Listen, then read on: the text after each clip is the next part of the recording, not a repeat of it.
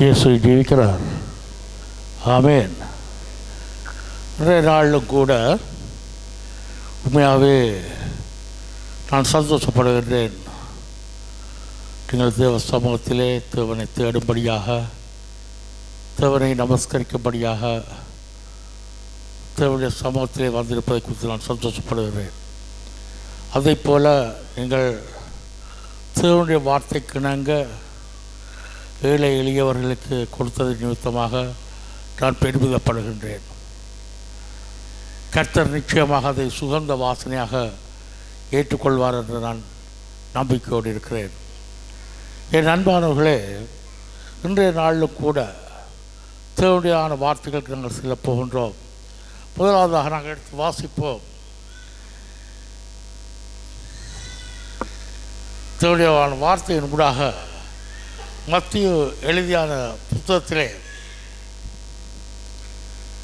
22வது அதிகாரம் 11வது வசனத்திலிருந்து 13வது வசனம் வரையும் வாசிப்போம். மத்திய சுவிசேஷ புத்தகத்திலே 22வது அதிகாரம் 11வது வசனத்திலிருந்து 13வது வசனம் வரையும் வாசிப்போம். விருந்தாளிகளை பார்க்கும்படி ராஜா உள்ளே பிரவேசித்த போது கல்யாண வஸ்திரம் தரித்திராத ஒரு மனுஷனை அங்கே கண்டு, சிநேகிதனே, நீ கல்யாண வஸ்திரம் இல்லாதவனாய் இங்கே எப்படி வந்தாய் என்று கேட்டான். அதற்கு அவன் பேசாமல் இருந்தான். அப்பொழுது ராஜா பணிவிடைக்காரரை நோக்கி, இவனை கையும் காலும் கட்டிக்கொண்டு போய் அழுகையும் பட்கடிப்பும் உண்டாயிருக்கிற புறம்பான இருளிலே போடுங்கள் என்றான். என் அன்பானவர்களே, நாங்கள் இன்றைய நாளில் காணப்போன்றோம். இந்த கதையிலே சொல்லப்படுகிறது, ராஜா தன் மகனுக்காக ஒரு விருந்தினரை வைக்கின்றான், திருமணத்தை செய்கின்ற வேளையில் அதரத்திலே ஜனங்களை வரும்படியாக அழைக்கின்றான். யாருமே வரவில்லை.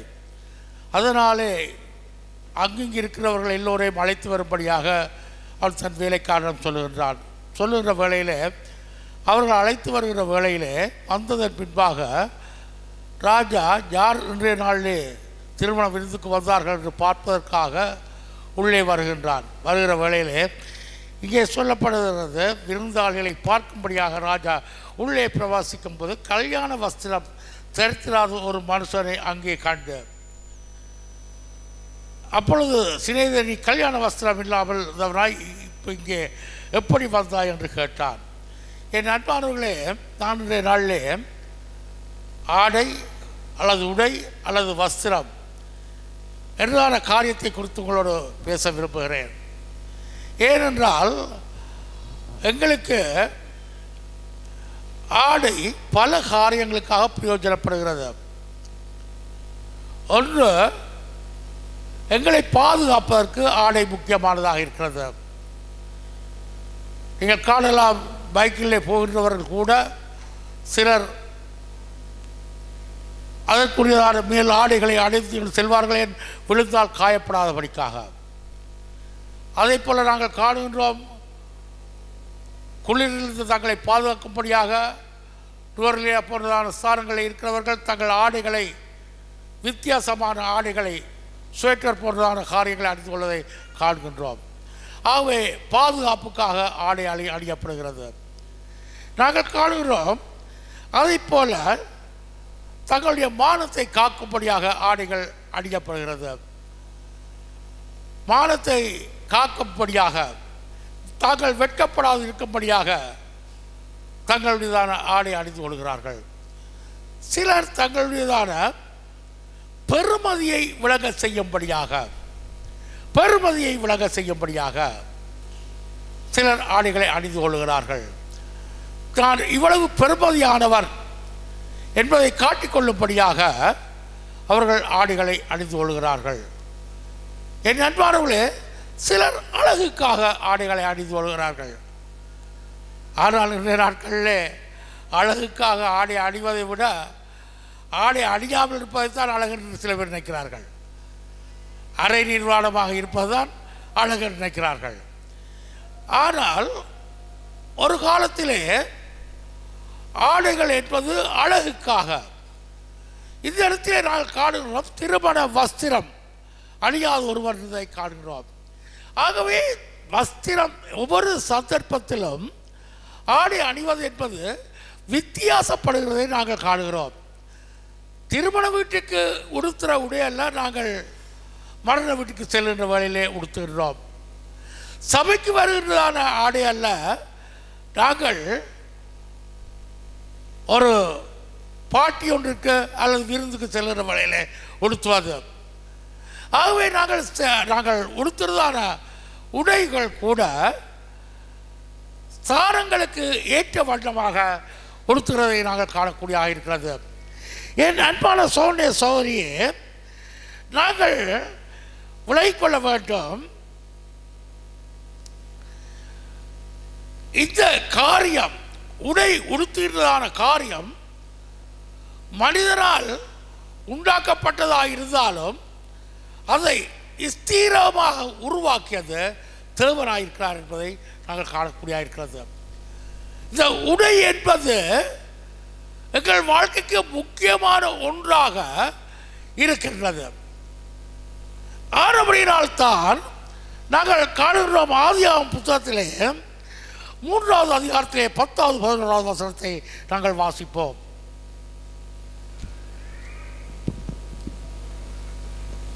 அதற்கு அவன், நான் தேவருடைய சத்தத்தை தோட்டத்திலே கேட்டு நான் நிர்வாணியாய் இருப்பதினால் பயந்து ஒளிந்து கொண்டேன் என்றான்.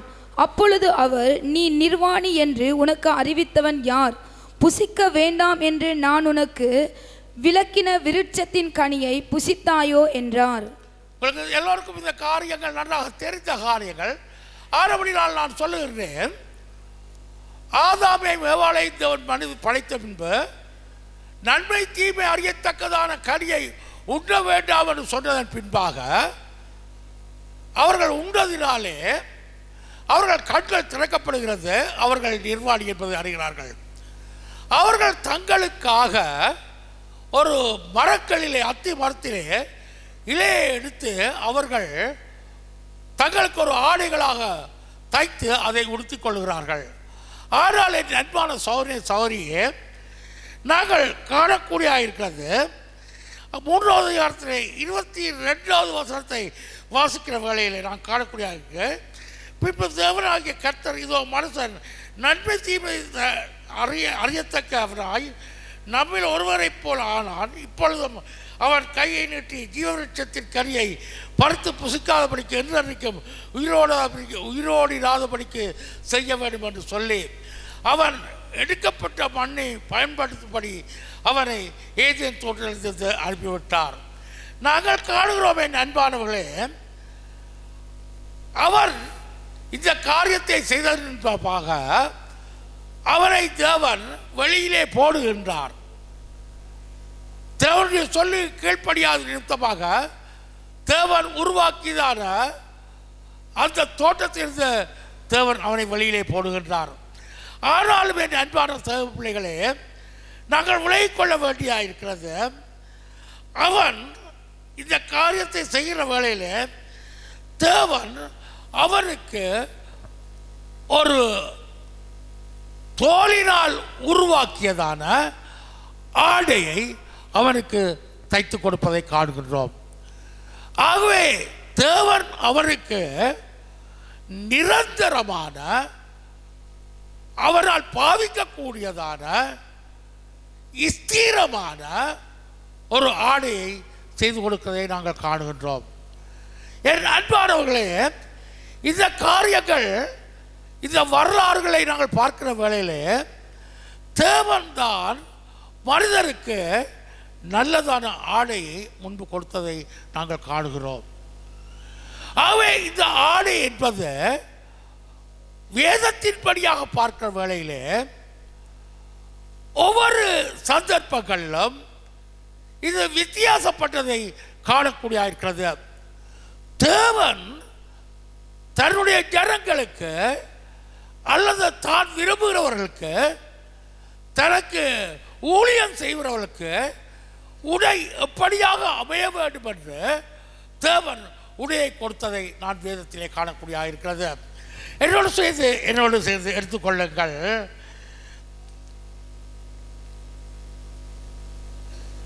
யாத்திராகம் 28வது அதிகாரம் 2வது வசனத்தை வாசிப்போம்.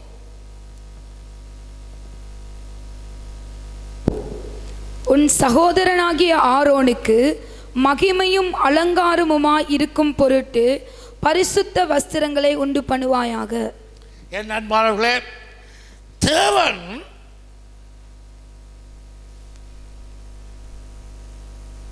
இங்கே ஆரோனை தனக்கு ஆராதனை செய்யும்படியாக, தனக்கு ஊழியர் செய்யும்படியாக அழைத்ததன் பின்பாக தேவன் மோசையை பார்த்து சொல்லக்கூடிய இருக்கிறது, ஒரு சகோதரியாக ஆரோனுக்கு மகிமையும் அலங்காரமாயிருக்கும்படியாக பரிசுத்த வஸ்திரங்களை உண்டு பண்ணுவாயாக.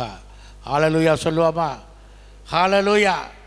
பாருங்களேன் நண்பர்களை, தேவன் கொடுக்கின்றது எப்படியாக இருக்கிறது என்று, தேவன் கொடுக்கிற வஸ்திரம் எப்படியானது என்று பாருங்கள். அதாவது ஆதாமுக்கு நாங்கள் காணுகிறோம், அவன் அத்தி இலைகளால் தனக்கு ஆடையை தைத்து போடுகிற வேளையிலே, வெயில் வருகிற வேளையிலே அவைகள் சுருண்டு கிழித்து போய்விடுகிறது. ஆனால் தேவன் ஒரு தோலினாலே ஒரு ஆடையை தைத்து கொடுக்கிற வேளையிலே அது ஸ்திரமான, கிழித்து போகாதான, பலத்ததான ஆடையாக அது இருக்கிறது.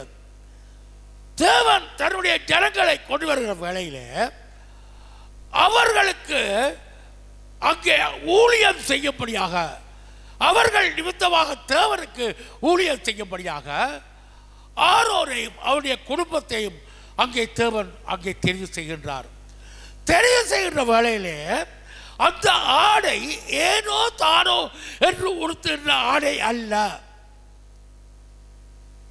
அல்லது நீ விரும்புகிற முறையிலே நீ உடைய உடுத்துக்கொள்ள தேவன் சொல்லவில்லை, அல்லது நீ இருக்கிறதுல ஏதோ ஒன்று உடுத்துக்கொள்ள சொல்லவில்லை. தேவன் இந்த இடத்திலே நன்றாக தெளிவாக மோசையோடு பேசக்கூடிய இருக்கிறது, ஒரு சகோதரனாகிய ஆரோனுக்கு மகிமையும் அலங்காரமாக இருக்கும்படியாக. ஆகவே அவருக்கு நீ உடுத்துறதான உடுப்பு அது மகிமையாக இருக்க வேண்டும், அழகான அலங்காரமாக இருக்கிறதாக இருக்க வேண்டும். அது மட்டுமல்ல, அது பரிசுத்தமுள்ளதாக இருக்க வேண்டும். என் அன்பானவர்களே, இன்றைய நாளிலே நாங்கள் விலகிக் கொள்ள வேண்டும், தேவன் தன்னுடைய ஜனங்களுக்கு கொடுத்ததான ஆடைகளை பார்க்கின்ற வேளையிலே ஏதோ ஒரு காரணத்தின் நிமித்தமாக அவைகள் பெருமதியானதாக, ஆசீர்வாதம் உள்ளதாக அமைகிறதை நாங்கள் காணக்கூடியதாக இருக்கிறது. என் அன்பான தேவ பிள்ளைகளே, இந்த காலை வேளையிலே நாங்கள் விலகிக் கொள்ள வேண்டியிருக்கிறது. ஏனென்றால் தேவன் அன்றைய நாளிலே ஆரோனுக்கு சொல்லக்கூடிய இருந்தது, மோசையை பார்த்து உன் சகோதரனாகிய ஆரோனுக்கு நீ பரிசுத்தமான கச்சைகளை, உள்ளாடைகளை உண்டாக்குவாயாக, உள்ளாடைகளை உண்டாக்குவாயாக. எதற்காக? அவன் படிகளிலே ஏறி வரும் பொழுது அவன் நிர்வாணம் படிகளுக்கு தெரியாதபடிக்கு, நிர்வாணம் தெரியாதபடிக்கு, படிகளில் தெரியாதபடிக்கு அவருக்கு கட்டைகளை உண்டாக்குவாயாக. பாருங்களேன் அன்பானவர்களே, தேவன் எத்தனை அழகாக ஒழுங்குமுறையாக ஆடைகளை உருவாக்குறதை, கொடுக்கிறதை நாங்கள் காணுகின்றோம். இதை நீங்கள் விலகிக் கொள்ள வேண்டும். தேவன் சொல்லுகின்றார், அந்த நிர்வாணம் தெரியுமா இருந்தால், அவன் அந்த ஆடையை உடுத்திக் கொள்ளாமல் அவன் வருகின்ற வேளையிலே நிர்வாணம் தெரியுமா இருந்தால் அந்த இடத்திலே அவன் மரிப்பான். ஆரோன் அந்த இடத்திலே மரிப்பான். என் அன்பான தேவ பிள்ளைகளே, தேவன் அழகாக எங்களுக்கானதான ஆடைகளை உருவாக்கி வைத்திருக்கிறதை, கொடுத்திருக்கிறதை நாங்கள் காணுகின்றோம். அவைகள் அலங்காரமானவைகள், அவைகள் எங்களுக்கு மகிமையாக இருக்கிறது. அவைகள் பரிசுத்தமானதாக இருக்கிறது. என் அன்பான சிவ பிள்ளைகளே, நாங்கள் விலகிக் கொள்ள வேண்டும். ஆனால் இந்த ஆடைக்குள்ளாகவும் சாத்தான் பல முறை கிரியை செய்ததை நாங்கள் காணுகின்றோம். முதலாவதாக ஆதாமுக்கு சாத்தான் நீ நிர்வாணி என்பதை காட்டிக் கொடுத்தான். நீ நிர்வாணத்துக்குரியவன், நீ லஞ்சைக்குரியவன், வெட்கத்துக்குரியவன் என்று காட்டிக் கொடுத்தான். எப்பொழுதும் சாத்தானுடைய கிரியை அப்படியாகவே இருக்கிறது. எங்களுக்கு தேவன் ஆடைகளை தந்திருந்தாலும் அதை வெட்கப்படுத்துவதான முறைமையிலே கொண்டு போறதையே சாத்தான் எப்பொழுதும் விரும்புகிறான். நான் உங்களை காட்டித்தர விரும்புகிறேன். ஒரு நிகழ்வின் ஊடாக என்னோடு சேர்ந்து எடுத்துக்கொள்ளுங்கள். ஆதியாகமம் புத்தகம் 9வது அதிகாரம் 21வது வசனத்திலிருந்து 25வது வசனம் வரையும். ஆதியாகமம் 9வது அதிகாரம் 21வது வசனத்திலிருந்து 25வது வசனம் வரையும். அவன் திராட்சை ரசத்தை குடித்து வெறி கொண்டு தன் கூடாரத்தில் வஸ்திரம் விலகி படுத்திருந்தான். அப்பொழுது கானானுக்கு தகப்பனாகிய காம் தன் தகப்பனுடைய நிர்வாணத்தை கண்டு வெளியில் இருந்து தன் சகோதரர் இருவருக்கும் அறிவித்தான். அப்பொழுது சேமும் யாப்பேத்தும் ஒரு வஸ்திரத்தை எடுத்து தங்கள் இருவருடைய தோள் மேலும் போட்டுக்கொண்டு பின்னிட்டு வந்து தங்கள் தகப்பனுடைய நிர்வாணத்தை மூடினார்கள். அவர்கள் எதிர்முகமாய் போகாதபடியினால் தங்கள் தகப்பனுடைய நிர்வாணத்தை காணவில்லை. நோவா திராட்சரசத்தின் வெறி தெளிந்து விழித்த போது தன் இளைய குமாரன் தனக்கு செய்ததை அறிந்து கானான் சபிக்கப்பட்டவன் தன் சகோதரிடத்தில் அடிமைகளுக்கு அடிமையாய் இருப்பான் என்றான். என் அன்பானவர்களே, நீங்கள் இந்த கதையை தெரிந்தவர்கள், நோவா பேழையை கட்டி அதிலே ஜனங்கள் எல்லோரையும் அதுக்குள்ளாக வரும்படி அழைத்தான்.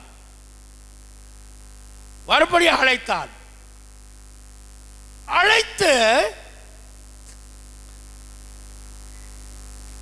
எல்லா மிருகங்களை கொண்டு வந்து வைத்தான். பேழை பெரியதான வெள்ளம் வருகிற வேளையிலே மிதந்தது. அந்த கப்பல் மிதந்தது. அப்பொழுது காலம் நிறைவேறுகிற வேளையிலே தண்ணீர் எல்லாம் வற்றியதன் பின்பாக நோவாவுக்கு ஆண்டவர் சொல்றார், நீ இந்த இடத்திலே பயிரிட்டு வாழும்படியாக, பரவி செல்லும்படியாக. நோவா என்ன செய்கின்றார்? திராட்சை தோட்டத்தை உண்டாக்கி அதிலிருந்து திராட்சை ரசத்தை உண்டாக்கி அவன் அதை பருகுகின்றான். என் அன்பானவர்களே, எங்களுடையதான பிரச்சனை இதுதான். ஆண்டவர் எங்களை ஆசீர்வதிக்கிற வேளையில் இந்த ஆசீர்வாதத்தை சில வேளையில் பிழையான முறையில் பாவிப்போம். ஆண்டவர் எங்களுக்கு நல்ல வழிகளை காட்டி, நீதான் இந்த இடத்திலே நீதிமான், நீதான் எனக்குரியவன் என்று தெரிந்தெடுத்து அவரை பாதுகாத்தன் பின்பாக உனக்கு வேறொரு பயிர் செய்யறதுக்கு இல்லையா? எத்தனையோ பயிர்கள் இருக்கிறது.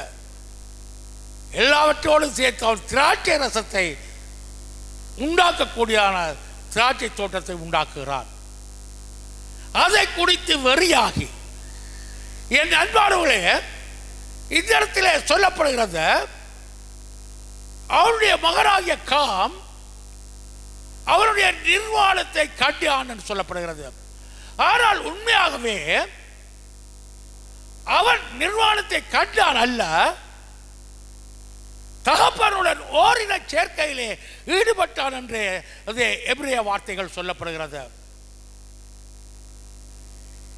இதை அவருடைய சகோதரர்களுக்கு அடுக்கிற வழியில அவர்கள் வந்து அவருடைய துணியை, அவருடைய உடையை மூடிவிடுகிறார்கள். மூடிய பின்பாக வெறி நிறைந்து எழுப்பி பார்க்கின்ற நோவா தனக்கு செய்யப்பட்ட காரியத்தை உணர்ந்து அவள் சொல்லுகின்றான், தன்னுடைய பிள்ளையை சபிக்கவில்லை, தன்னுடைய பிள்ளையின் பிள்ளையாகிய கானானை சபிக்கின்றான். காம் அல்ல, காம் தான் அதை செய்தது. அவர் காமை சபிக்கவில்லை, கானானை சபிக்கின்றார். ஆனபடியால் தான் இஸ்ரவேல் ஜனங்கள் கானான் தேசத்துக்கு போகின்ற வேளையிலும் அந்த ஜனங்கள் கானானியர்கள். அவர்கள் கானானுக்குரிய கானானுடையதான கானான் தான் அவர்களுக்கு பிதாவாக இருந்தார்கள். அவர்கள் சபிக்கப்பட்டவர்களாகிறார்கள். என் அன்பானவர்களே, பெரியோரு மீட்பை மீட்டுக் கொண்டு வந்ததன் பின்பாக சாத்தான் எப்படியாக கிரியை செய்கிறான், நிர்வாணத்தை காட்டும்படியாக நிர்வாணத்தை கொண்டு வந்து ஆதாமை எப்படி நிர்வாணப்படுத்தி எப்படி பாவத்திலே சாபத்துக்குரியவனாக மாற்றினாரோ இங்கே நாங்கள் காணுகின்றோம். இங்கே நோவாவுடைய பிள்ளையாகிய காமுடைய பிள்ளையாகிய கானான் சபிக்கப்பட்டவனாக மாற்றப்படுகிறான். ஆகவே அன்பானவர்களே, சாத்தானுடைய திட்டம் எப்பொழுதும் நாங்கள் சபிக்கப்பட வேண்டும், நாங்கள் எப்பொழுதும் பாவத்துக்குரியவராக மாற வேண்டும், ஆசீர்வாதத்தை பெறக்கூடாது என்பதுதான் சாத்தானுடைய திட்டம். ஆனால் எங்களுடைய தேவனுடைய திட்டமோ நாங்கள் ஆசீர்வாதத்துக்குரியவர்களாக மாற வேண்டும் என்பது. ஹல்லேலூயா. என்னுடைய கரங்களை தட்டுவோமா தேவனுக்கு? ஹல்லேலூயா. சொந்தமாக தட்டுவோமா? ஹல்லேலூயா. ஆமென், ஆமென். என் அன்பானவர்களே, நோவா இந்த வேலையை செய்கிற வேளையில் அவர் அந்த 150 நாட்களாக அந்த பேழைக்குள்ளே இருந்துக்கிற வேளையில் எவ்வளவு கஷ்டத்தோடு இருந்திருப்பான். இதை விலை கொள்ள மாட்டோம். அதுக்குள்ளாகத்தான் எல்லாம் ஆடு மாடு கோழி யானை அது இது எல்லா மலங்கள் ஜராவை எல்லாம் அதுக்குள்ளாகத்தான் இருந்தது. ஒரு பக்கம் நாத்தம். அது மட்டும் இல்ல, அந்த பேழை என்னத்தினால கட்டப்பட்டது? மரத்தினால, கொப்பர் மரத்தினால. நீங்க கொஞ்சம் யோசிச்சு பாருங்க, அந்த பேழைக்குள்ளாக மரங்கொத்தி குருவி இருந்திருக்குவா இல்லையா? இந்த மரங்கொத்தி குருவி போயிட்டு அந்த மரங்களை கொத்தி கொத்தி கொத்தி கொத்தி ஒட்டே ஆயிடுச்சு சொன்னா கப்பலுக்கு என்ன நடக்கும்?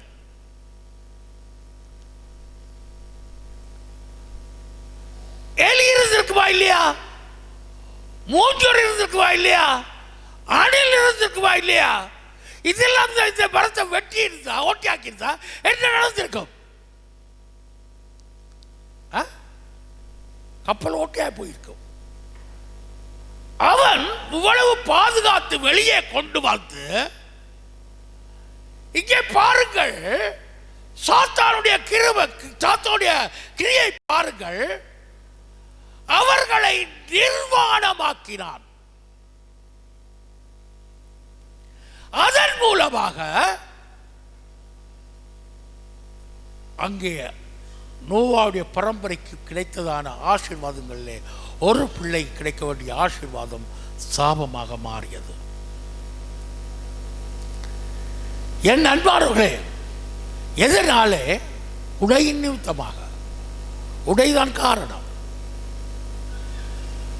நாங்கள் விலகிக் கொள்ள வேண்டும். எங்கள் தேவனாகிய கர்த்தர் இயேசு கிறிஸ்து எப்படிப்பட்டவர் நீங்கள் விலகிக் கொள்ள வேண்டும். உங்களுக்கு தெரியும், அவருடைய வஸ்திரங்கள் சீட்டு போட்டு விற்கப்பட்டது, அதை எடுத்துக்கொண்டார்கள் என்று கூடி காணுங்கள். இயேசு கிறிஸ்துவனுதான காரியங்களை நாங்கள் பார்க்கின்ற வேளையிலே என் அன்பானவர்களே, எங்களுக்கு சாபத்தை கொடுப்பது அல்ல இயேசு கிறிஸ்துவனுதான திட்டம். ஆமேன் சொல்லுவோமா? சத்தம் சொல்லுவோமா? ஆமேன். பக்கத்துக்காரங்க சொல்லுங்க, எங்கள் இயேசு கிறிஸ்துவின் திட்டம் உனக்கு சாபம் கொடுப்பது அல்ல. என் இயேசு கிறிஸ்துவின் திட்டம் உனக்கு சாபம் கொடுப்பது அல்ல. சொல்லுங்க, பயப்படாம சொல்லுங்க. உனக்கு சாபத்தை கொடுப்பது அல்ல இயேசு கிறிஸ்துவுடைய திட்டம். ஹல்லேலூயா.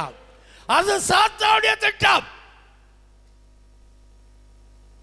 எங்கள் இயேசு கிறிஸ்துவின் திட்டம் ஆசீர்வாதமாய் நாங்கள் இருப்பது. ஹல்லேலூயா, ஹல்லேலூயா. அவரிடம் வருகிற ஒருவரேனும் ஆசீர்வதிக்கப்படாமல் விடுவதில்லை.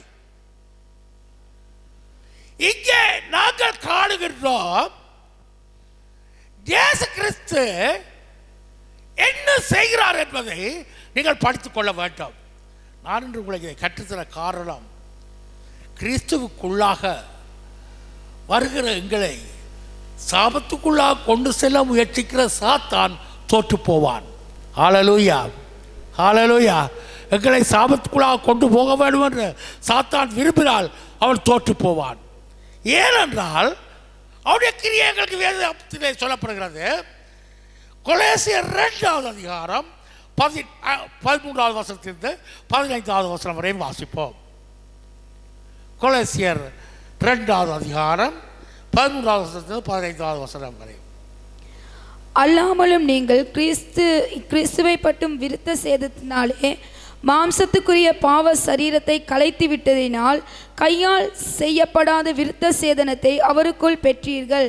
ஞானஸ்நானத்தினாலே அவரோட கூட அடக்கம் பண்ணப்பட்டவர்களாகவும் அதிலே அவரை மரித்தோரில் எழுப்பின தேவனுடைய செயலின் மேலுள்ள விசுவாசத்தினாலே அவரோட கூட எழுந்தவர்களாகவும் இருக்கின்றீர்கள்.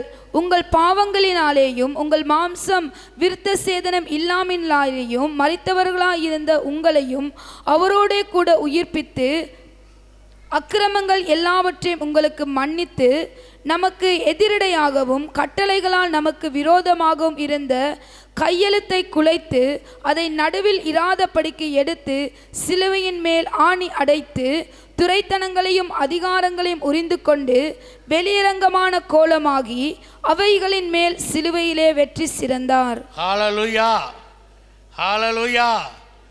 பாருங்க, சொல்லப்படுகிறது, நாங்கள் பாவங்களையும் மாமிச விருத்த சேதனாலேயும் மரித்தவராயிருந்த உங்களையும் அவரோட கூட உயிர்ப்பித்து, அவர் மரித்தார், 3 நாள் அடக்கம் பண்ணப்பட்டார், 3ஆம் நாள் உயிர்த்தவராய் எழுப்பினார், இன்றும் அவர் ஜீவன் உள்ளவராயிருக்கிறார். எங்களை கரங்களை தட்டுவோமா? ஹல்லேலூயா, ஹல்லேலூயா. அவர் மரித்தார் எங்கள் பாவங்களுக்காக, எங்கள் அக்கிரமங்களுக்காக, எங்கள் சாபங்களுக்காக அவர் மரித்தார். மனிதர்கள் அடக்கப்படும் பிரகாரமாக அடக்கப்படப்பட்டார். ஆனால் 3ஆம் நாளிலே அவர் உயிர்த்தெழுந்தார். உயிர்த்தெழுந்த தேவன் அவர் இன்றும் ஜீவிக்கின்றவராயிருக்கிறார். இங்கே சொல்லப்படுகிறது, சிலுவையின் மேல் அதை நடுவில் இராதபடிக்கு எடுத்து சிலுவையின் மேல் ஆடி அடைத்து துரைத்தனங்கள், சாத்தானின் துரைத்தனங்களையும் அதிகாரங்களையும் உரிந்து கொண்டு, எப்படி என்ன செய்கிறாரு ஆண்டவர்? என்ன செய்கிறாரு? அப்படியான சாத்தானின் உடைகளை உரிந்து கொண்டு. ஹல்லேலூயா. சாத்தான் கழட்டி போட்டவர் அல்ல, அங்கள் தேவனாகிய கர்த்தர் அவருடைய உடைகளை உரிந்து போட்டார். ஹல்லேலூயா. சொல்லுவாமா? கரங்களை தட்டுவாமா? ஹல்லேலூயா, ஹல்லேலூயா. உரிந்து கொண்டு எங்களை நிர்வாணமாக்க பார்த்தான் சாத்தான், ஆண்டவர் அவனையே நிர்வாணமாக்கி விட்டார். ஹல்லேலூயா. சொல்லுவாமா? கரங்களை தட்டுவாமா? ஹல்லேலூயா, ஹல்லேலூயா. எங்களை சாத்தான் இதை ஏன் செய்தார் நான் உங்களுக்கு சொல்லித் தருகின்றேன். எங்கள் தேவன் எப்படிப்பட்டவர் நீங்கள் ஆழமாக அறிய வேண்டும். எவ்வளவு அன்பு மிக்கதான தெய்வம், எவ்வளவு வல்லமுள்ள தெய்வம், எவ்வளவு ஆசீர்வதிக்கிற தெய்வம். அவருக்கு சமமானவர் அவரே தான், வேறொருவர் இல்லை. அவருடைய நாமத்துக்கு சமமான வேறொரு நாமம் இல்லை. அவரே தேவன், அவரை எல்லாம் வேறு தெய்வம் இல்லை. என்பார்களே, இங்கே சொல்லப்படுகிறது எப்படியாக துரைத்தனங்களையும் அதிகாரங்களையும் உரிந்து கொண்டு வெளியரங்கமான கோலமாக்கி, நிர்வாண கோலமாக்கி, சாத்தானை நிர்வாண கோலமாக்கினார். ஹல்லேலூயா, ஹல்லேலூயா. என் அன்பானவர்களே, இன்று நாங்கள் உடைகளை பற்றி படித்துக் கொண்டிருக்கின்றோம். சாத்தான் ஏன் இதை இயேசுவாமி செய்ய வேண்டும்? சாத்தான் உடுப்பு என்னதுக்கு கலட்டணும், என்னதுக்காக உறிஞ்சு போட வேணும். சாத்தான் ஆதாமிடம் ஏவாளிடம் வந்து நீ ஆடை இல்லாமல் இருக்கிறாய் என்று மட்டும்தான் அவன் சொன்னான். என் அன்பான சேவ பிள்ளைகளே, நீங்கள் ஆதியாகமம் 3வது அதிகாரம் 11வது வசனத்திலே காணுகிறீர்கள். இதை நாங்கள் முன்பு வாசித்தோம். அப்பொழுது அவர், நீ நிர்வாணி என்று உனக்கு அறிவித்தவன் யார்? புசிக்க வேண்டாம் என்று நான் உனக்கு விலக்கிற விருட்சத்தின் கனியை புசித்தாயோ என்றார். இந்த கேள்வியை கேட்கக்குள்ள ஆண்டவர் ஒன்றுமே தெரியாத ஒருவர் போல இருக்குது. என்ன தெரியாது? என் அன்பானவர்களே, ஆதாமை ஏவாளைத்தான் முதல் மனிதர்களாக தேவன் படைத்தார். அவர் வேறொரு மனிதர்களை படைக்கவில்லை. அப்படியானால் நீ நிர்வாணி என்று உனக்கு அறிவித்தவன் யார் என்று சொன்னால் இன்னொரு மனிதர்கள் இருக்கிறார்கள் என்பது அர்த்தம் இல்லை. என்பார்களே, பிழையான விளக்கங்களுக்கு சொல்லக்கூடாது. நீங்கள் அப்படியான சில பிழையான போதகங்களை நடத்தி கொண்டிருக்கிறார்கள். ஆதாம் ஏவாளுக்கு முன்பாகவும் ஜனங்கள் இருந்தார்கள் என்று. இல்லை என்பார்களே, ஆதாம் ஏவாள் தான் தேவனால் உருவாக்கப்பட்ட முதல் மனுஷன். ஆனால் தேவன் யாரை குறித்து கேட்கின்றார்? சாத்தானை குறித்து.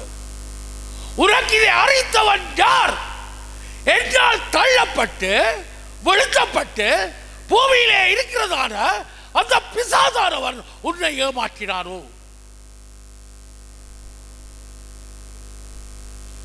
என் அன்பானவர்களே, அப்படியாக ஆதாமை ஏவாளை ஏமாற்றியவன் நிர்வாணமாக்கியதான சாத்தானை எங்கள் தேவன் அவர் நிர்வாணமாக்கினார். ஹல்லேலூயா, ஹல்லேலூயா சொல்லுவா, இந்த கரங்களை தட்டுவா தேவனுக்கு. என் அன்பானவர்களே, இவை மிகவும் அருமையான காரியங்கள், சத்தியமான காரியங்கள். எத்தனையோ ஆயிரம் ஆண்டுகளுக்கு முன்பாக சாத்தானை நிர்வாணமாக்கியதான ஆதாமை நிர்வாணமாக்கிய சாத்தானை 2000 ஆண்டுகளுக்கு முன்பாக எங்கள் இயேசு கிறிஸ்து அவனை நிர்வாணமாக்கினார். ஹல்லேலூயா, ஹல்லேலூயா. என் அன்பானவர்களே, நீங்கள் காணக்கூடிய இருக்கிறது இந்த வார்த்தை சொல்லப்படுகிறது. சாத்தான் எப்படிப்பட்டவனாக அவன் கிரியை செய்கிறார்கள் கொலோசியர் புத்தகத்திலே சொல்லப்படுகிறதை நீங்கள் காணக்கூடிய இருக்கிறது.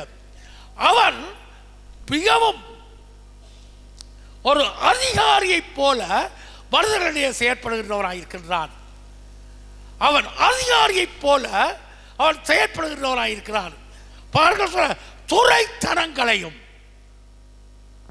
துரைத்தனங்கள் என்றால் மேல் அதிகாரம். இந்த பூமியை பாவத்திற்கு பாவத்திலே விழுந்தாக அதை ஆளுகை செய்வது சாத்தான்.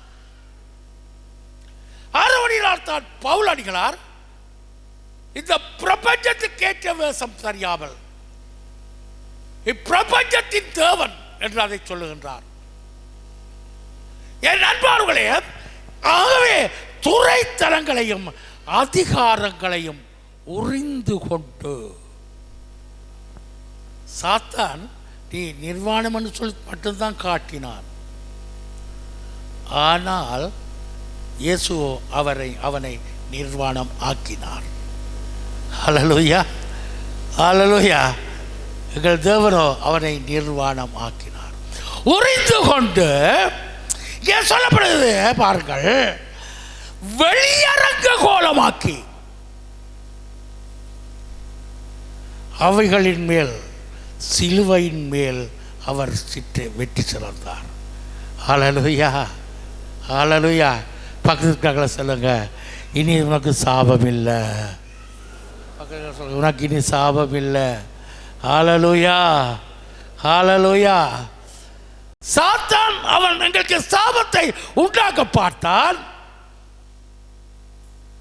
இயேசுவோ, எங்கள் தேவன், எங்கள் கிறிஸ்துவோ, அவர் எல்லா சாபத்திலிருந்து எங்களை விடுதலை ஆக்கினார். என் அன்பான தேவ பிள்ளைகளே, நீங்கள் கற்றுக்கொள்ள வேண்டும், நீங்கள் விலகிக் கொள்ள வேண்டும். எங்களுடையதான ஆசீர்வாதங்களை நாங்கள் பெற்றுக்கொள்ளக்கூடாது என்பதுதான் சாத்தானுடைய திட்டம். ஏனென்றால் உங்களுக்கு தெரியும், ஆண்டவர் செய்த ஒவ்வொரு காரியங்களுக்கும் சாத்தான் தன்னுடைய ரட்சிப்பின் திட்டத்திலே தடைகளை உண்டாக்குவதை நாங்கள் காண்கின்றோம். ஆதாம் ஏவாளை விழத்தள்ளினான். பின்பு நாங்கள் காணுகிறோம், தேவன் மோசேயினுடைய ஜனங்கள் ரட்சிப்புகளாக கொண்டு வருகிற வழியிலே அவர்களை நியாயப்பிரமாணத்தை கீழ்ப்படியாதவர்கள் தள்ளாத படிக்க அவர்களை மீண்டும் பாவத்துக்குள்ளே தள்ளினான். தீர்க்கதரிசிகளை அனுப்பினார். ஜனங்களோ தீர்க்கதரிசிகளை கொன்றார்கள். என் நண்பர்களே, ஜனங்களை என்னென்ன பாவத்துக்குள்ளாக சாபத்தின் வழிகளை செலுத்த முடியுமோ அந்த வழியிலே தான் கொண்டு சென்றான்.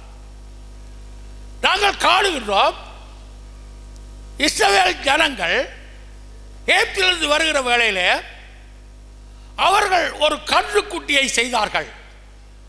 தேவன் மோசேயை பார்த்து சொன்னார், நீ சென்று சீனாய் மலைக்கு வரும்படியாக 10 கற்பனையை கொடுக்கும்படியாக.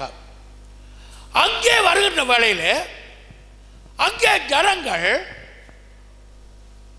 அவர்கள் சொல்லத் தொடங்கினார்கள், 40 நாளாகிறது போனே மோசையை காணவில்லை. ஆனபடினாலே எகிப்துக்கு நாங்கள் முன்னே செல்லும்படியாக, எங்களுக்கு முன்னே செல்லும்படியாக தெய்வங்களை உண்ணும் பண்ணும்படியாக. அப்பொழுது ஆரோன் எல்லா ஜனங்களிடத்தான பொருட்களை வாங்கி ஒரு கன்றுக்குட்டியை உருவாக்கினார். கன்றுக்குட்டி உருவாக்கியதன் பின்பாக தேவன் மோசைக்கு சொல்லக்கூடிய காரியத்தான், ஆரோன் என்னுடைய ஜனங்களை நிர்வாணமாக்கினார். என்னுடைய ஜனங்களை நிர்வாணமாக்கினார். என் நண்பர்களே, அப்படி இருந்தால் என்ன, அந்த ஜனங்களை எப்பொழுதும் சாத்தானுக்கு தேவையாக இருந்தது நிர்வாணம் ஆக்கும்படியாக, அவர்களை சாபத்துக்குள்ளாக கொண்டு செல்லும்படியாக. ஆனால் தேவனோ அவர் புது உடைகளை கொடுக்கிறவராயிருக்கிறார். நீங்கள் புதிய ஏற்பாடு வருகின்ற வேளையிலே காணக்கூடிய இருக்கிறது, கெட்ட மகன் திரும்பி வருகிற வேளையிலே தகப்பன் அவனுக்கு சில பொருட்களை வழங்குவதை காணுகின்றோம். காலுக்கு சப்பாத்து, கைகளுக்கு மோதிரம், உடலுக்கு உடை. ஆகிய பழைய உடைகளை கலக்கிவிட்டு, நாற்றம் கொண்ட உடைகளை கலக்கிவிட்டு மீண்டும் புதிய உடையை அணிவிக்கிறதை நாங்கள் காணுகின்றோம். என் அன்பான தேவப்பிள்ளையே, இந்த காலை வேளையிலே நீ விலகிக் கொள்ள வேண்டும். எங்களுடைய சாபங்களை நீக்கும்படியாக நீங்கள் சிலுவையிலே பார்க்கின்றதான இயேசுவை அவர் ஒரு அரைகுறையான ஆடையோடு அழித்து தொங்க வைத்தார்கள் படத்திலே காணுவீர்கள். ஆனால் அந்த படம் தவறானது.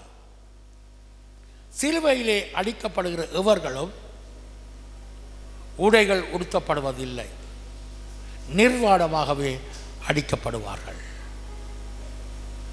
என் அன்பானவர்களே, இங்கே நாங்கள் காணுகின்றோம், கிறிஸ்து சாத்தானை நிர்வாணமாக்கும்படியாக, எங்களுக்கு ஆடைகளை அணியும்படியாக தான் நிர்வாணமானார். ஹல்லேலூயா, ஹல்லேலூயா சொல்லுவாபா, ஆமென். ஏழ்மை கோலம் கொண்டார், எங்களை ஐஸ்வர்யராக்கும்படியாக.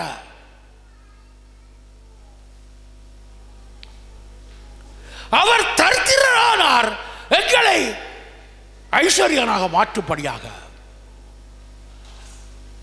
அவர் பாவத்துக்கு சென்றார், பாவம் அவர் மேல் சுமத்தப்பட்டது, நாங்கள் நீதிமான்கள் ஆகும்படியாக.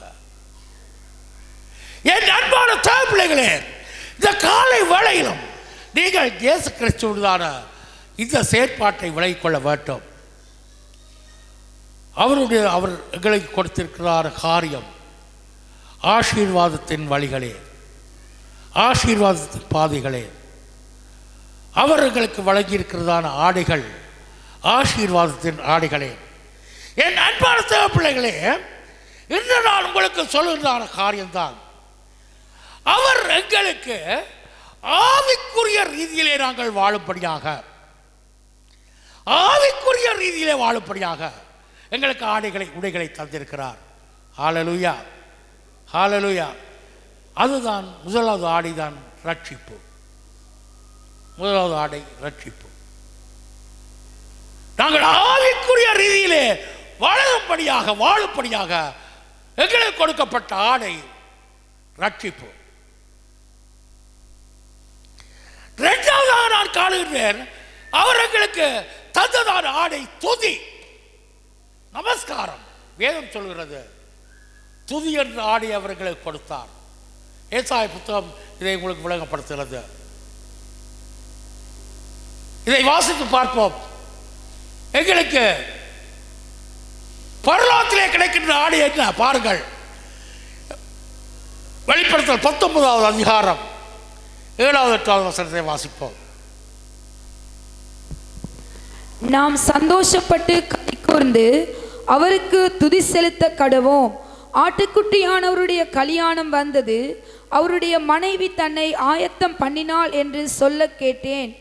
சுத்தமும் பிரகாசமுமான மெல்லிய வஸ்திரம் தரித்து கொள்ளும்படி அவளுக்கு அளிக்கப்பட்டது. அந்த மெல்லிய வஸ்திரம் பரிசுத்தவான்களுடைய நீதிகளே. ஹல்லேலூயா, ஹல்லேலூயா. எங்களுடைய நீதிகளே அந்த வெண்ணாடை என்று சொல்லப்படுகிறது. நாங்கள் பரலோக ராஜ்யத்திலே இயேசு கிறிஸ்துவான திருமண வீட்டுக்கு செல்லுகிற வேளையிலே அங்கே ஒரு மனிதன் அசுத்த ஆடியோடு வந்திருக்கிற வேளையிலே, நண்பனே நீ எப்படி வந்தாய் என்று கேட்டார். அங்கே நாங்கள் செல்கின்ற வேளையிலே நாங்கள் அசுத்த ஆடியோடு செல்ல போவதில்லை. நாங்கள் நீதி என்றதான பரிசுத்தவான்களின் நீதி என்றதான வெண்ணாடை தரித்தவளாக இருக்க போகின்றோம். ஹல்லேலூயா, ஹல்லேலூயா. ஆமென் சொல்லுவா. என் நண்பர்களை இப்பொழுது நீங்கள் விளங்கிக் கொள்ளுங்கள். எங்களுடைய ஆவிக்குரிய வாழ்க்கைக்காக நீதிகள் கொடுக்கப்பட்டிருக்கிறது ஆடையாக, துதிகள் கொடுக்கப்பட்டிருக்கிறது ஆடையாக, ரட்சிப்பு கொடுக்கப்பட்டிருக்கிறது ஆடையாக. அது மட்டுமல்ல, இந்த பூமியிலே நாங்கள் உடுத்தியிருக்கிற ஆடைகளும் பெருமதியானவைகள். பக்கத்துக்காக சொல்லுங்க, நீ உடுத்திருக்கிற ஆடை பெருமதியானது, நீ உடுத்திருக்கும் ஆடை பெருமதியானது. ஹல்லேலூயா. நீ உடுத்திருக்கிற ஆடை பெருமதியானது. சில பேர் சொல்லியிருக்கா, இல்லை இல்லை இது ஹோல்சேல் கடையில் வாங்கினது 250 ரூபா என்று சொல்லலாம். அது அவனுக்கு 250 ரூபா இருக்கலாம். இல்லையே நண்பர்களே, தேவன் எங்களுக்கு கொடுத்திருக்கிற ஆடை அது பெருமதியானது, சாதாரண ஒன்று இல்லை. நான் உங்களுக்கு சொல்லுகிறேன், எலியா ஏறெடுக்கப்படுகிற வேளையிலே, பரலோகத்துக்கு ஏறெடுக்கப்படுகிற வேளையிலே எலியாவுடைய சால்வை விழுகின்றது. அதை எலிஷா எடுத்துக்கொண்டான். அந்த சால்வையை எலிஷா எடுத்துக்கொண்டான். எடுத்துக்கொண்டு வந்து இப்ப ஜோர்தானை கடந்து தான் போனார்கள். இப்பொழுது அவருக்கு ஜோர்தானை கடந்து வர முடியாது. அந்த சால்வை எடுத்து சொல்றான், எலியாவின் தேவன் எங்கே என்று அந்த தண்ணீரில் அடிக்கின்ற வேளையிலே அந்த ஜோர்தான் நதி 2ஆக பிரித்தது என்று காணுகின்றோம். என் அன்பான சிவப்பிள்ளைகளே, எங்களுடைய ஆடை இன்று பெருமதியானது. தேவன் எங்களுக்கு தந்திருக்கிறார். உன்னுடைய உழைப்பினால் அல்ல நீ இது வாங்கியது, உன்னுடைய முயற்சியினாலெல்லாம் வாங்கியது. தேவன் எங்களுக்கு இதை கொடுத்திருக்கின்றார். ஹல்லேலூயா. ஆமென் சொல்லுவாப்பா, ஆமென் சொல்லுவா. நான் சொல்ல இல்லை நான் வெளிநாடு போயிட்டு தான் வாங்கிட்டு வந்தேன், அவங்களுக்கு தெரியாது. அது வெளிநாடு போகிறதுக்கும் வருமானத்தை தந்தது தேவனே தான், ஆசீர்வாதத்தை தந்த தேவனே தான். என் நண்பானவர்களே, நீங்கள் கற்றுக்கொள்ளுங்கள். உங்களுக்கு நான் இன்னும் 2 காரியங்களை கற்றுத் தருகிறேன்.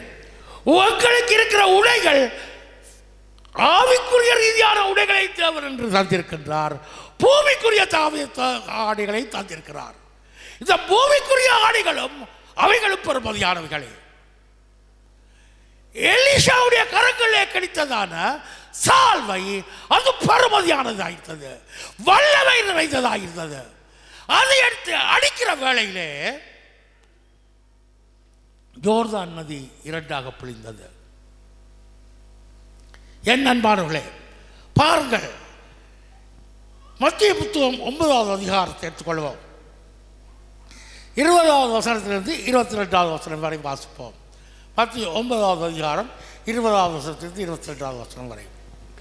அப்பொழுது 12 வருஷமாய் பெரும்பாடுள்ள ஒரு ஸ்திரீ, நான் அவருடைய வஸ்திரத்தை ஆகிலும் தொட்டால் சொஸ்தமாவேன் என்று தன் உள்ளத்தில் எண்ணிக்கொண்டு அவர் பின்னாலே அவருடைய வஸ்திரத்தின் ஓரத்தை தொட்டாள்.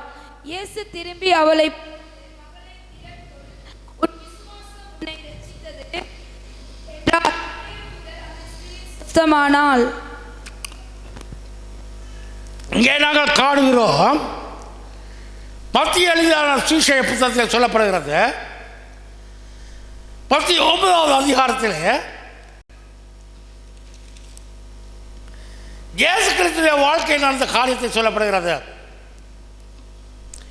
இங்கே சொல்லப்படுகிற 12 ஆண்டுகளாக பெரும்பாடுள்ள ஸ்திரீ அவருடைய வஸ்திரத்தை ஆகிலும், எல்லாரும் சொல்லுவாமா, அவருடைய வஸ்திரத்தை ஆகிலும், எல்லாரும் வாய்த்தில் சொல்லுவாமா, அவருடைய வஸ்திரத்தை ஆகிலும் தொட்டால் நான் சுகமாவேன் என்று எண்ணி அவர் பின்னாலே வந்து அவருடைய வஸ்திரத்தின் ஓரத்தை தொட்டாள்.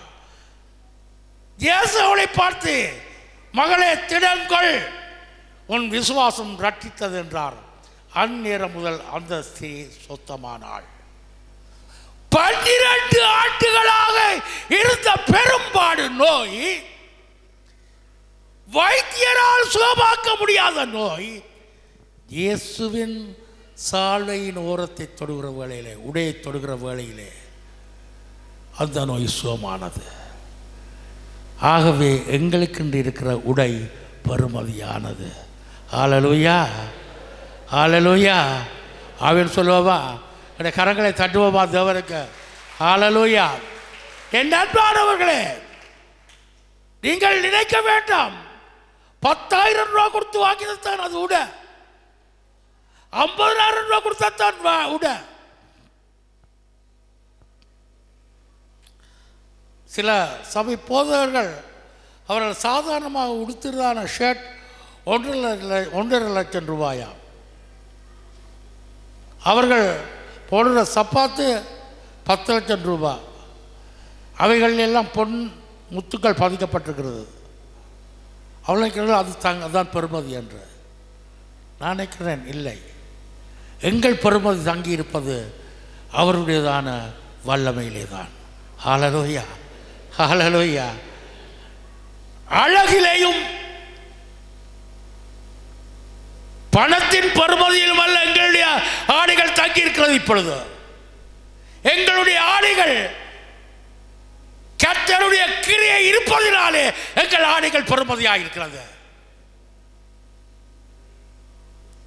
இங்கே இயேசு கிறிஸ்து அவர் செல்கிற வேளையிலே 12 ஆண்டுகளாக பெரும்பாடுள்ள ஸ்திரீ வந்து அவள் தொடுகின்றாள்.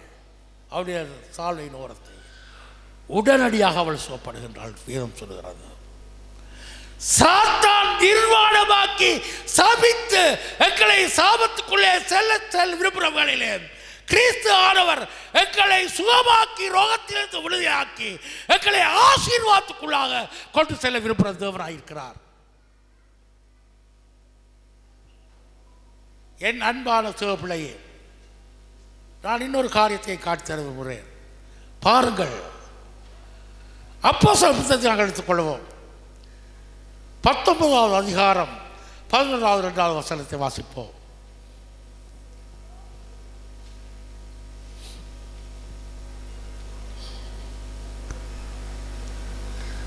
அப்போஸ்தலர் 19வது அதிகாரம் 11 வரை. பவுலின் கைகளினாலே தேவன் விசேஷித்த அற்புதங்களை செய்தருளினார். அவனுடைய சரீரத்தில் இருந்து உருமால்களையும் கச்சைகளையும் கொண்டு வந்து வியாதியஸ்தர்கள் மேல் போட வியாதிகள் அவர்களை விட்டு நீங்கி போயின. பொல்லாத ஆவிகளும் அவர்களை விட்டு புறப்பட்டன. ஹல்லேலூயா! கரங்களை தட்டுவோமா? ஹல்லேலூயா! ஹல்லேலூயா! அந்த தீர்க்கதரிசியாகிய எலிஷாவின் ஊடாக மட்டுமல்ல, பின்பு இயேசு கிறிஸ்து மனுஷனாக இருக்கிற வேளையில் மட்டுமல்ல, அவருடைய சீஷனாகிய பவுலுடையதான சரீரத்திலே இருந்ததான லேச்சிகளை உருமால்களை கொண்டு வந்து ஜனங்கள் மேல் போடுகிற வேளையிலே அவர்கள் சுகமானார்கள். அவர்களுக்குள்ளே இருந்ததான சாத்தான் அவர்களை விட்டு ஓடியது. ஹல்லேலூயா! போதாது. ஹல்லேலூயா! ஆமென். என் நண்பர்கள், நான் உங்களுக்கு சொல்ல வருவதுதான், எங்களுடைய ஆடையிலும் அந்த வல்லமை இருக்கிறது. பக்கத்துக்காக சொல்லுங்க, எங்களுடைய ஆடையிலும் அந்த வல்லமை இருக்கிறது. எங்களுடைய ஆடையிலும் அந்த வல்லமை இருக்கிறது. ஹல்லேலூயா! ஆமென், ஆமென். அதை விசுவாசிக்கிறார்கள், விசுவாசிக்கிற தக்கிற அளவுக்காக ஒரு ஆமென் சொல்லுவோமா? ஆமென், ஆமென். என் அன்பானவர்களே, எங்களுடைய சரீரத்தில் இருக்கிற இந்த ஆடைகளும் மற்றவருடைய சரங்கள் படுகிற வேளையிலே அவர்களும் விடுதலை ஆவார்கள். இது எங்களுடைய பலத்தினால் திறமையினால் வந்ததல்ல, கிறிஸ்து எங்களுக்கு தந்த ரட்சிப்பினாலே எங்களுக்கு வந்தது. ஹல்லேலூயா! ஹல்லேலூயா! இயேசு கிறிஸ்து எங்களுக்கு தந்த ரட்சிப்பினாலே இது வந்தது. நன்றாக கொள்ளுங்கள், உங்கள் பெறுமதி, உங்கள் உடையின் பெறுமதி தங்கியிருப்பது எத்தனை ஆயிரம் ரூபாய் என்பதில் அல்ல, அது எப்படியாக பாய்க்கப்படுகிறது என்று தான் அதனுடைய பெறுமதி தங்கியிருக்கிறது.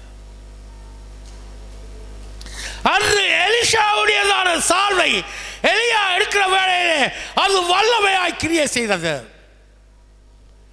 இயேசு கிறிஸ்துவுடைய சால்வை ஓரத்தை தொடர்கிற வேளையிலே அங்கே அற்புதமாக அது கிரியை செய்தது.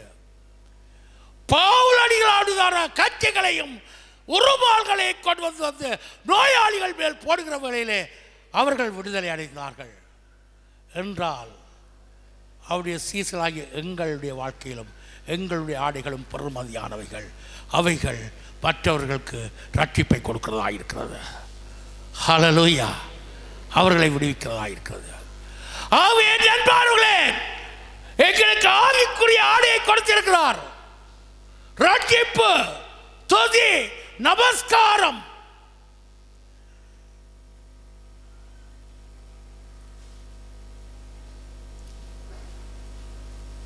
இந்த ஆடைகளை கொடுத்தது மட்டுமல்ல, அவர் எங்களுக்கு சாதாரணமாய் கொடுத்த ஆடை கூட, பூமியிலே வாழ்வதற்கு கொடுத்த ஆடை கூட பெருமதியான ஆடையை தான் கொடுத்திருக்கின்றார். அன்று ஆதாமுக்கு அவர் ஸ்திரமான ஆடையை கொடுத்தார். ஆரோனுக்கு பெருமதியும் பரிசுத்தமும் மகிமை நிறைந்த ஆடையை கொடுத்தார். இன்றும் எங்களுக்கு ஆவிக்குரிய ஆசீர்வாதமும் பூமிக்குரிய வாழ்க்கையிலும் ஆசீர்வாதத்தோடு வாழ்வதற்கான ஆடையை தேவன் தந்திருக்கிறார். ஹல்லேலூயா! ஹல்லேலூயா! என் அன்பானவர்களே, இந்த ஆடை எங்களுக்கு கிடைத்ததான இயேசு கிறிஸ்துவினுடைய ரட்சிப்பினாலே எங்களுக்கு வந்த பொக்கிஷமாயிருக்கிறது. ரட்சிக்கப்பட்ட யாவருக்கும் இதை தேவன் கொடுத்திருக்கிறார். தேவன் இதை கொடுத்திருக்கிறார். எங்களுடைய ஆடைகளும், எங்களுடைய உடைகளும், எங்களுடைய லேஞ்சிகளும் நிச்சயமாய் மற்றவர்கள் படுகின்ற வேளையில் அது ரட்சிப்பை கொடுக்கிறதா இருக்கிறது. அவர்கள் வாழ்க்கையை மாற்றுகிறதா இருக்கிறது. இந்த காலை வேளையில் நான் உங்களுக்கு சொல்லுகிறேன், இயேசு கிறிஸ்து எங்களை ஆதாமை அன்று நிர்வாணமாக்கி சாபத்துக்குள்ளாக கொண்டு சென்று நோவாவை நிர்வாணமாக்கி சாபத்துக்குள்ளாய் கொண்டு சென்று இஸ்ரவேல் ஜனங்களை நிர்வாணமாக்கி சாபத்துக்குள்ளாக கொண்டு செல்ல முயற்சித்தாலும் எங்கள் கிறிஸ்துவாகிய தேவரோ எங்களுக்கு மகிமையும் ஸ்தீரமும் கௌரவமும் பரிசுத்தமும் நிறைந்த வல்லமை நிறைந்த ஆடைகளை எங்களுக்கு தந்திருக்கின்றார். ஹல்லேலூயா, ஹல்லேலூயா. அவர்களுக்கு செய்கின்றது எல்லாம் நன்மையாகவே இருக்கிறது. அவர்களுக்கு செய்கின்றது எல்லாம் ஆசீர்வாதமாக இருக்கிறது. அவர்களுக்கு தருகிற யாவும் அற்புதமானவையாக இருக்கிறது. அவர்களுக்கு தருகிறது எல்லாமே ஆசீர்வாதம், சாபம் அல்ல என்பார்களே. அவருடைய அப்படிப்பட்ட கௌரவத்துக்குரியதான, மகிமைக்குரியதான, அன்புக்குரியதான, ஜீவனுக்குரியதான அந்த தேவரை நாங்கள் எவ்வளவு தூரம் கௌரவிக்க வேண்டும், எவ்வளவு தூரம் கௌரவிக்க வேண்டும், எப்படியாய் கௌரவிக்க வேண்டும், எப்படியாய் அவர்களை அன்பு செலுத்த வேண்டும், எப்படியாய் அவரை பெருமை பாராட்ட வேண்டும், எப்படியாய் அவரை பற்றி அறிவிக்க வேண்டும், எப்படி அவரை பற்றி சொல்ல வேண்டும், எப்படியாக அவரை பற்றி நாங்கள் பேச வேண்டும். அவர் உயர்ந்தவர், அவர் மேலானவர். அந்த நாமமே அல்லாமல் வேறொரு நாமம் இந்த பூமியிலே இல்லை. ஹல்லேலூயா, ஹல்லேலூயா. ஆமென் சொல்லுவோமா? அந்த நாமமே அல்லாமல் இந்த பூமியிலே வேறொரு நாமம் இல்லை எங்களை ஆசீர்வதிக்கும்படியாக. சில கோவில்கள், சில பாதைகள் இருக்கிறார், சில ஸ்தலங்களை காணுகிறீர்கள், சொல்லுவார்கள் அங்கே சென்று காணிக்கை போனால் வாகனம் முட்டியிடும் பண்ணுவார்கள். அதற்கு கொடுக்காமல் போனால் ஏதாவது ஒரு சாபம் வந்துடும் சொல்வார்கள். எங்கள் இயேசு கிறிஸ்து எங்கள் சாபங்களை அகற்றி எங்களுக்கு ஆசீர்வாதத்தை கொடுத்து முடிந்து விட்டது. ஹல்லேலூயா. அவருடைய மரணம் எங்களுக்கு எல்லாவற்றையும் கொடுத்து முடித்து விட்டது. அவர் எங்களுக்கு கொடுத்திருக்கிற ஆடை கூட துதியின் ஆடை, நமஸ்காரத்தின் ஆடை, ரட்சிப்பின் ஆடை, நீதியின் ஆடை கொடுத்திருக்கிறார். அது மட்டுமல்ல, இந்த பூமியிலே நாங்கள் இருக்கிற உடை கூட, அணிந்திருக்கிற ஆடை கூட வல்லமை அவர் கொடுத்திருக்கிறார். ஹல்லேலூயா. எத்தனை விசுவாசிக்கிற விசுவாசிகள் ஆமென் சொல்லுவோமா? ஆமென், ஆமென். என் நண்பர்களே, இயேசு கிறிஸ்துவின் ஆடையை தொட்டவள் சோமானாள். பாவுலடிகளான உருமால்களை கட்சிகளை போடுகிற வேளையிலே பேய்கள் பிசாசுகள் கதறி ஓடின, விடுதலை அடைத்தன. என்றால் எங்களிலும் எங்களுடையதான ஆடைகளே பெருமதியானவைகளே, தரக்குறைவான ஆடை அவர்களுக்கு தரவில்லை, ஆசீர்வாதத்தை எங்களுக்கு தந்திருக்கிறார். அதை தவிர நாங்கள் நன்றியோடு துதிப்போமா? அவர் எங்களுக்கு தந்திருக்கிற ஆசீர்வாதங்களை நினைத்து பார்ப்போமா? எல்லா காரியங்களும் அவர் நன்மையை எங்களுக்கு வழங்கியிருக்கிறார். இனியும் நன்மையை அவர் தரக்கூடியவராயிருக்கிறார். எங்களை சாபத்திலே கொண்டு செல்ல இல்லை, அவர் எங்களை அழைத்தது எங்களை ஆசீர்வாதத்துக்குள்ளாக கொண்டு செல்லும்படியாக எங்களை அழைத்திருக்கிறார். அவர்களை நாங்கள் அன்பு கூற வேண்டும், அவரை நாங்கள் நினைக்க வேண்டும், அவரை குறித்து பேச வேண்டும், அவருடைய வார்த்தைக்குள்ளாய் வாழ வேண்டும், அவருக்குள்ளாக நிலை கொண்டிருக்க வேண்டும். அவருடைய ஆசீர்வாதம் எங்களுக்குள்ளாய் பெருகும்படியாக. என் அன்பார்களே, இந்த காலை வேளையிலும் இருக்கிற ஸ்தானத்திலே நாங்கள் கௌரவமாக எழுந்திருப்போம்.